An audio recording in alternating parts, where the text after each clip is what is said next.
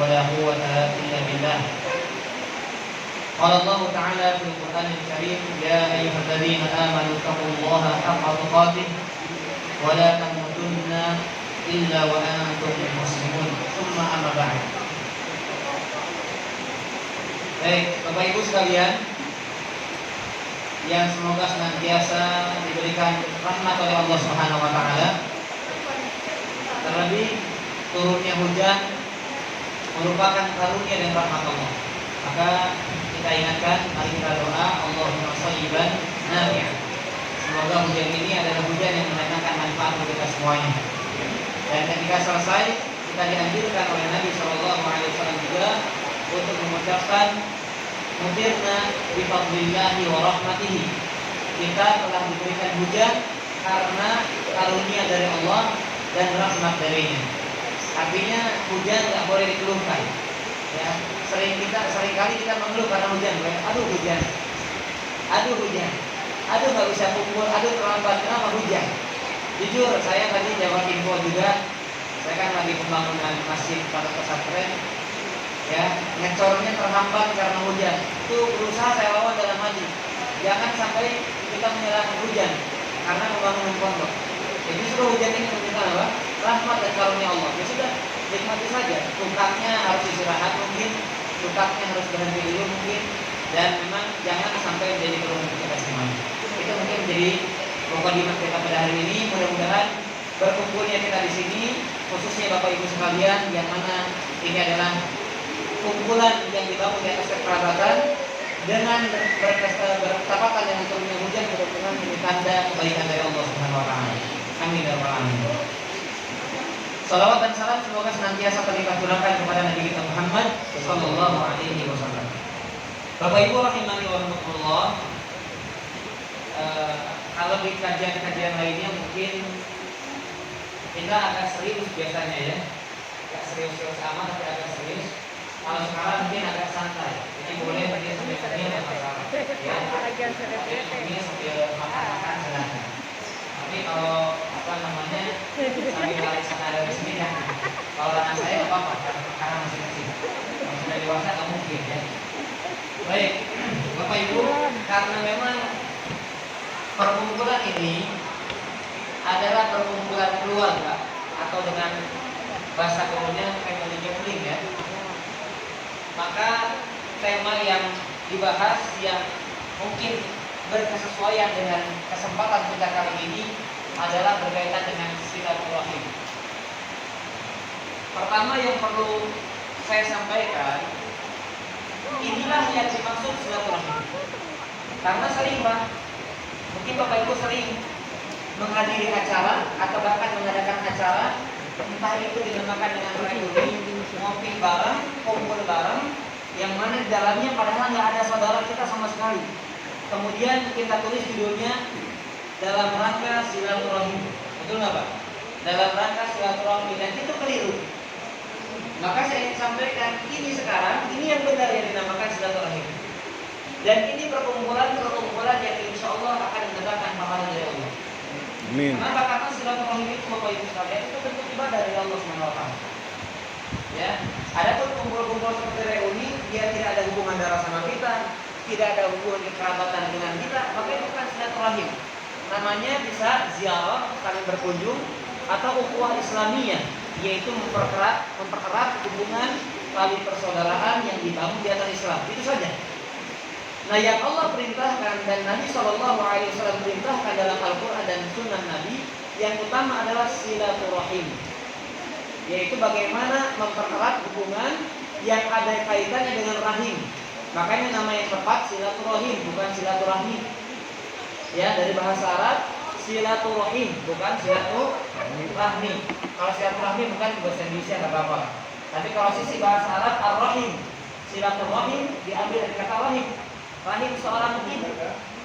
Ya, kenapa dinamakan dengan silaturahim? Karena silaturahim itu kaitannya adalah hubungan kekerabatan yang dibangun di atas hubungan darah yang kaitannya dengan rahim. Nah, ini yang perlu kita luruskan dulu ya. Jadi ini yang tepat dinamakan silaturahim Bapak Ibu sekalian. Adapun sekali lagi reuni atau ngopi-ngopi dengan tetangga ya, atau misalnya ketika rendah, oh kita sedang mempererat ukhuwah Islamiyah, bukan silaturahim. Itu yang pertama. Baik. Kemudian yang berikutnya, Bapak Ibu yang semoga dirahmati Allah Subhanahu wa taala, yang terbaik dalam perkara silaturahim itu adalah sebetulnya ketika mulai hubungan itu mulai renggang atau bahkan ketika ada perselisihan di antara keluarga. Makanya Nabi SAW mengatakan bahwasanya hal terbaik dalam rangka menyambung ar-rahim, silaturahim itu adalah ketika terjadi perpecahan di antara keluarga. Ini sebetulnya tentunya naudzubillah min dzalik ya. Mudah-mudahan tidak terjadi pada keluarga ini, pada keluarga saya, pada keluarga kita semuanya. Tapi biasanya ada saja, entah itu karena warisan, itu kan begitu Pak ya. Sekarang sedang ramai kan itu Pak ya.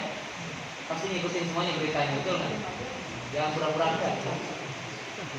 Ya, dengan meninggalnya kedua orang tua, ada anak yang yatim piatu tinggalkan, akhirnya ribut masalah warisan. Akhirnya jadi bagaimana kejadiannya? Ya hubungan kekerabatan jadi rongga. Hubungan kekerabatan jadi pecah. Dan ada sebab-sebab lain. Ya entah misalnya antara saudara dengan saudara lainnya saling meminjamkan uang, hutang piutang, dengan sebab itu retak atau longgar, tidak erat kembali hubungan tali silaturahim. Intinya banyak ya perkara-perkara yang menyebabkan hubungan tali silaturahim itu mulai longgar. Nah maka sebagaimana tadi disampaikan, ya insya Allah mudah-mudahan ini menjadi awal mula juga ya, yang kemudian nanti insya Allah dilanjutkan istiqomah. Ya entah 3 bulan sekali mungkin, entah 6 bulan sekali. Nah jangan sampai setahun sekali. Ya, makanya ada seorang ulama mengatakan sebetulnya tradisi kita di Indonesia ini pulang kampung setahun sekali mengunjungi orang tua itu adat yang kurang baik. Maksudnya dalam tanda kutip kurang gitu. Harusnya sering mengunjungi orang tua. Harusnya sering untuk mempererat hubungan tali silaturahim itu sering Pak. Kenapa? Di situ ada pahala. Makanya Bapak Ibu sekalian, saya ingin ingatkan uang yang Bapak Ibu keluarkan, kan mau nggak mau keluarkan uang ya, beli makanan, beli bensin, insya Allah dibalas sama Allah. Kenapa? Karena ini ibadah. Ya, barang siapa yang menggunakan menginfakkan hartanya dalam rangka ibadah, pasti Allah ganti dengan yang lebih baik. Amin. Ya Rabbal Alamin. Ya, jadi jangan pernah merasa rugi kalau kaitannya dengan tali silaturahim. Kadang kita royal sama teman, Pak. Kadang kita begitu akrab dengan teman, tapi sama keluarga kurang perhatian, sama keluarga kurang kumpul-kumpulnya. Dengan teman dikit-dikit, ayo setiap pekan. Ya ada futsal lah, ada main basket lah, ada badminton lah, dan seterusnya. Tapi sama saudara ya karena mungkin sudah biasa tinggal lama bersama, maka setelah berpisah itu ya seolah-olah biasa saja. Padahal ini perlu diperhatikan. Baik, di dalam hadis-hadis kita akan bacakan di beberapa hadis-hadis berkenaan dengan keutamaan tali silaturahim yang insya Allah ini semuanya akan memotivasi kita untuk semakin menjaga hubungan ini. Yang pertama yaitu tentang kata ar-rahim itu sendiri. Jadi di dalam hadis qudsi yang diriwayatkan oleh Imam Muslim, Nabi SAW mengatakan, yang nanti hadis qudsinya kaitannya dengan hadis ini. Kata beliau, ar-rahim mu'allaqatun bil 'arsy. Jadi rahim itu terikat dengan arsy Allah. Ya, rahim itu terikat dengan arsy Allah atau bergantung dengan arsy Allah. Maka kemudian dia berkata, man wasalani wasalahullah wa man qata'ani qata'ahullah. Jadi rahim itu ternyata bisa berbicara, tapi kita nggak dengar. Ya karena ini perkara gaib, kita imani saja. Nah rahim itu berbicara, barang siapa yang menyambungku, maka Allah akan menyambung dengan rahmatnya. Dan barang siapa yang memutus denganku, yang memutuskan hubungan denganku dengan rahim, maka Allah akan memutuskan dengan rahmatnya. Jadi di sini menunjukkan keutamaan orang yang menyambung tali silaturahmi, maka otomatis dia sedang menyambung tali ikatan kasih sayang dengan Allah Subhanahu wa taala. Sebaliknya, orang yang memutus tali silaturahim berarti dia memutus tali kasih sayang dengan Allah Subhanahu wa taala. Baik, kemudian Bapak Ibu azan ya Allah wa iyyakum ajmain. Ya di sini insya Allah nggak ada yang berpecah Pak ya. Nggak ada kan yang selek-selek itu nggak ada ya. Tapi ada aja. Enggak. Nggak ada. Mungkin yang lain ya. Di sini nggak ada. Di sini nggak ada. Nggak ada dong di sini. Ya makanya kumpul nggak ada. Nggak ada. Kalau ada nggak bakal kumpul ya. Ya, tapi begini, kalau ada, berbicara kalau ada, dan mungkin kalau terjadi masa akan datang. Kita bicara kalau itu bukan berarti harapan. Ya kadang kita sering mengatakan jangan ngomong gitu nanti jadi doa. Padahal nggak setiap ucapan jadi doa. Jadi kalimat hati-hati ucapan jadi doa itu nggak selalu benar. Ya, jadi kalau kalimatnya dalam kalimat itu ada harapan maka jadi doa. Tetapi kalau kalimatnya kabar, misalnya, aduh anak saya begini, nah itu kan keluhan yang ingin disampaikan, maka kalimatnya tidak ada bentuknya doa. Maka insya Allah aman. Ya, seperti misalnya hadis Nabi Shallallahu Alaihi Wasallam yang mengatakan, "Lau anna Fatimata binta Muhammadin Shallallahu Alaihi Wasallam saraqat laqata'tu yadah." Seandainya anakku Fatimah binti Muhammad itu mencuri, maka aku sendiri akan memotong tangannya. Apakah kalimat ini doa, Pak? Kan bukan doa, cuma kata-kata menegaskan kalau anakku melanggar, aku yang akan tegakkan hukumannya. Begitu. Jadi bukan, hati-hati jadi doa, nanti beneran anaknya nyuri. Enggak demikian. Karena ini sifatnya apa? Kabar. Begitu. Nah ini saya ingin sampaikan, seandainya kalau terjadi, ya dalam bahasa gaulnya srek lah gitu ya, ada hubungan, ada keretakan dalam hubungan tali silaturahim, maka ini yang perlu dihindarkan. Ya, ini yang perlu dihindarkan. Bahkan Nabi Shallallahu Alaihi Wasallam beliau memperingatkan kita semua. Ya, kata beliau, "Ma min dzanbin ajda an yu'ajjilallahu li sahibihi al-'uqubah fid dunya ma'ana yudakhilu lahu fil akhirah min al-baghi wa qati'atir rahim." Jadi kata beliau, Bapak Ibu sekalian, tidak ada dosa yang paling berhak hukumannya itu disegerakan di dunia sebelum nanti disempurnakan di akhirat, yaitu dosa dua. Yang pertama yaitu orang berbuat zalim, yang kedua karena memutus tali silaturahim. Jadi Bapak Ibu sekalian, hati-hati berbuat zalim, karena kalau sudah berbuat zalim sebelum dia akan terhukum, dia itu disegerakan. Apalagi kalau hubungan dengan keluarga, ya. Kemudian yang kedua, kalau ada orang yang memutus tali silaturahim tidak segera diperbaiki, maka ini terancam orang tersebut akan dihukum, disegerakan hukumannya di dunia sebelum nanti akhirat. Namun lebih ya. Makanya kenapa Nabi Shallallahu Alaihi Wasallam senantiasa mengingatkan kepada kita semuanya untuk menjaga yang namanya tali silaturahim. Jadi jaga. Ya, makanya bagaimana kita berakhlak, siapa orang yang paling terdepan mendapatkan muamalah kita yang baik, bagaimana kita bersosial yang baik, itu pertama keluarga kita dulu. Ya banyak sekali lagi kita baik sama orang, kita sambut sama orang, kita berbudi pekerti sama orang, tapi sama keluarga kita sembrono. Ya kita asal-asalan, ini salah. Jadi yang pertama kali mendapatkan akhlak baik kita, ucapan-ucapan baik kita, ya, atau bahkan harta kita, itu pertama adalah keluarga kita yang paling sebelum orang lain. Baik, kemudian Bapak Ibu azan ya Allah wa iyyakum ajmain. Orang yang menyambung tali silaturahim ini merupakan bagian daripada iman kepada Allah dan hari akhir. Kata Nabi Shallallahu Alaihi Wasallam, "Man kana yu'minu billahi wal yawmil akhir falyasil rahimah."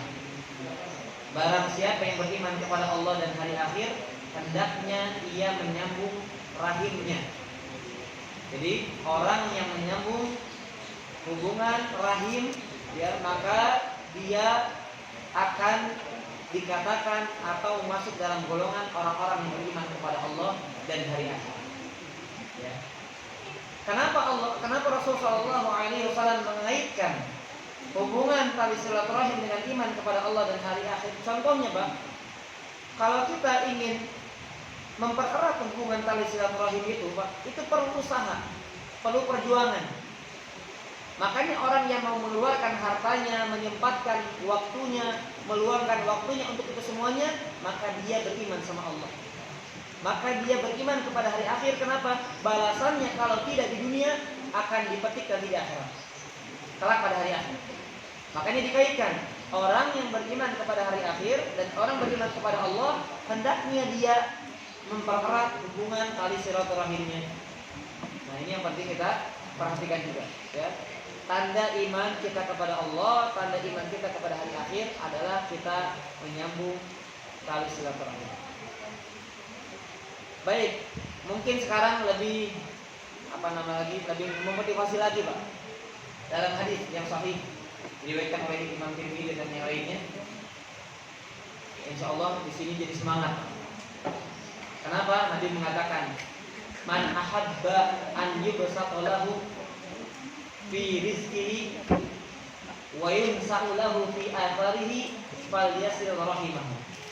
Barang siapa yang ingin dipanjangkan umurnya dan dilapangkan rezekinya, maka hendaknya dia menjaga tali silaturahim.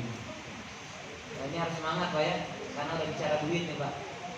Kalau bicara duit, barang siapa yang pengen duit banyak, kan harta kan termasuk diantaranya uang, duit ya. Orang pengen dimudahkan rezekinya, maka sambung tali silaturahim. Orang ingin dipanjangkan umurnya. Kalau ditanya siapa yang ingin pendek umurnya, saya yakin nggak ada. Saya. Ya. Orang rata-rata pengen usianya panjang. Makanya banyak doa ya, semoga panjang umur. Tapi sebetulnya ini perlu kita luruskan. Jangan kita ketika mendengar doa-doa dari orang lain itu kemudian kita latah ikut-ikutan. Ya, apalagi mohon maaf, mungkin ada sebagian orang yang masih ya merayakan ulang tahun misalnya kan panjang umurnya dan seterusnya. Nah sebetulnya doa panjang umur itu harusnya ditambahkan. Jadi bukan salah tapi masih kurang. Kenapa? Panjang umur dan ketaatan. Nah itu dia. Ya itu dalam kalimat bahasa Arab pun kami pernah ditegur ya oleh seorang syekh ketika saya mengatakan ya syekh atau Allah umrohna atau Allah bako apa di dunia. Ya syekh, mudah-mudahan Allah memanjangkan usiamu, kesempatanmu di dunia. Maka kemudian ditegur, banyak orang yang panjang usianya tapi nggak baik dia. Makanya dinamakan apa? Tua-tua keladi, makin tua makin jadi. Mudah-mudahan di sini nggak ada ya. Jangan ya. Tua-tua keladi, makin tua makin jadi. Ya jadi nggak mesti orang yang dipanjangkan usianya itu tanda kebaikan bagi dia, nggak mesti. Nah makanya doanya adalah semoga panjang umur dalam ketaatan. Atau Allah baqa'aka fi khairin. Atau Allah baqa'aka fi ta'atin misalnya. Semoga Allah memanjang